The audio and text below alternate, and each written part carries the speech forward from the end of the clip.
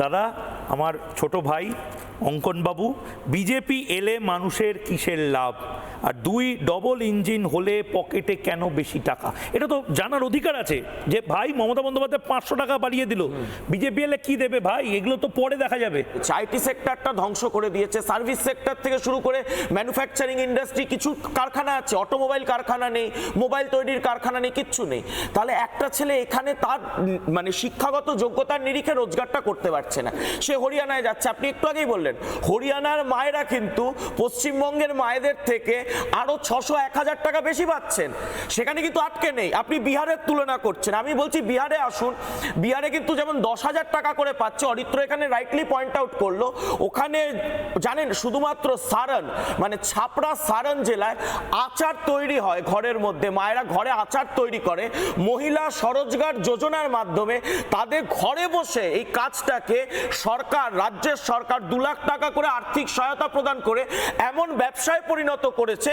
এবছরের বাজেটে বিহার সরকার বুক ঠুকে ঘোষণা করছে আমার রাজ্যের ছাপড়া প্রদেশ হলো জেলায় 3 লাখ মহিলার আজকে নিজে ব্যবসা করে 5 লাখের বেশি করে তারা ব্যাংক অ্যাকাউন্টে জমাতে পেরেছে। তাহলে মহিলারা নিজেরা স্বনির্ভর হচ্ছে। আপনি বলছেন কৃষকের আয়, আমরা তো একটা সময় ধানে স্বনির্ভরতা চাই, ধানে উৎপাদনে আমরা 1 নম্বর এই নিয়ে গর্ব করতাম, আজকে কেন আমরা 5 নম্বরে নেমে এসেছি?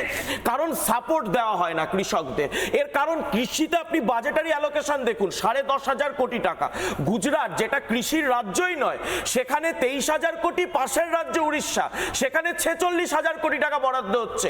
তাহলে যদি কৃষককে আপনি সাপোর্ট না দেন, আজকে ইসরায়েলের সাথে মানে জোট করে আজকে এমন এমন জমির নিচ দিয়ে সেচের ব্যবস্থা করা হচ্ছে, মাইক্রো ইরিগেশন করা হয়েছে উড়িষ্যায়, ওরা ধান উৎপাদনে আমাদের থেকে এগিয়ে যাচ্ছে।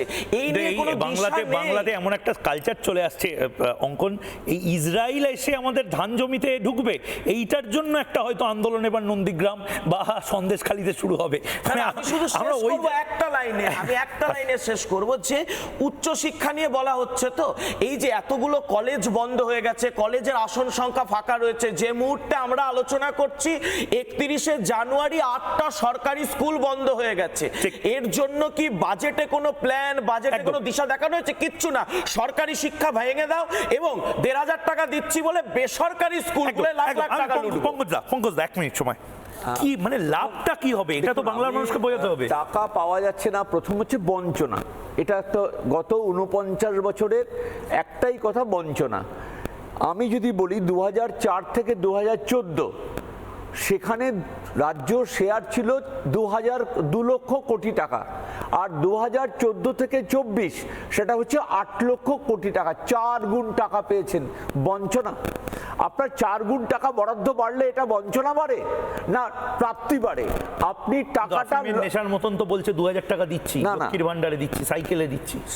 প্রথম কথা হচ্ছে অঙ্কনের, আমি একটাই কথা বলবো যে ম্যাকনামারা গো ব্যাক আর জন হেনরি গে আমরা কি করলাম, আইটি হাবটাকে পুরো দক্ষিণে পাঠিয়ে দিলাম, তারপর গুরগাঁও পরে হয়েছে IT followed by BPO, KPO, AI, আমরা সব হারিয়েছি।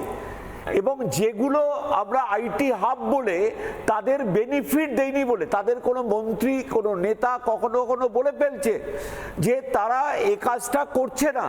এবং সবচেয়ে বড় কথা হচ্ছে যে স্কুল কলেজ আপনার শিক্ষার বরাদ্দ 42,000 কোটি টাকা, গুজরাট যারা নাকি শিক্ষার ব্যবসা করে, শিক্ষার ধার কাছে নেই, তাদের 60,000 কোটি টাকা বরাদ্দ, আর পশ্চিমবঙ্গে প্রাইমারি স্কুল বন্ধ হয়েছে 7,000, মাধ্যমিক 8,000, স্যার আপনাকে সাপোর্ট নিয়ে বলি, গুজরাটে আইআইএম আহমেদাবাদ ভারতবর্ষের 1 নম্বর ইনস্টিটিউট, ওদের ইরমাস রুরাল ম্যানেজমেন্টের 1 নম্বর ইনস্টিটিউট, সেফট আরবান প্ল্যানিং এ 1 নম্বর ইনস্টিটিউট, প্লাজমা রিসার্চ আজকে কোথায় নিয়ে গেছে ওদের ফিনিক্সের রিসার্চকে, বায়োটেক এবং ফার্মেসি রিসার্চে গুজরাট নাম্বার 1, আপনারা জানেন সবাই, যেগুলো সব বায়োটেক ফার্মা কোম্পানি ওখানে আছে, ডিফেন্স ইনস্টিটিউট। একদম আমার সময় একেবারে শেষ। এটা নিয়ে আরো লম্বা আলোচনা করতে হবে। আবারও বলছি যে শুধু 500 টাকা এটা নিয়ে হেডলাইন হয়ে গেল, আর বাকি সমস্ত কিছু পেছনে চলে যাবে। আর আমরা দেখবো আমার ভাই বোনগুলো গুজরাট, তামিলনাড়ু, মধ্যপ্রাচ্য থেকে শুরু করে সমস্ত জায়গায় ছোট ছোট কাজ নিয়ে যাচ্ছে। এটা চলবে না, এটা বন্ধ করতে হবে। নানা ধরনের কন্টেন্ট দেখার জন্য লাইক করুন, শেয়ার করুন আমাদের ফেসবুক পেজ, সাবস্ক্রাইব করুন আমাদের ইউটিউব চ্যানেল। পাশাপাশি অন্যান্য ব্রেকিং নিউজের জন্য অবশ্যই চোখ রাখুন রিপাবলিক বাংলায়।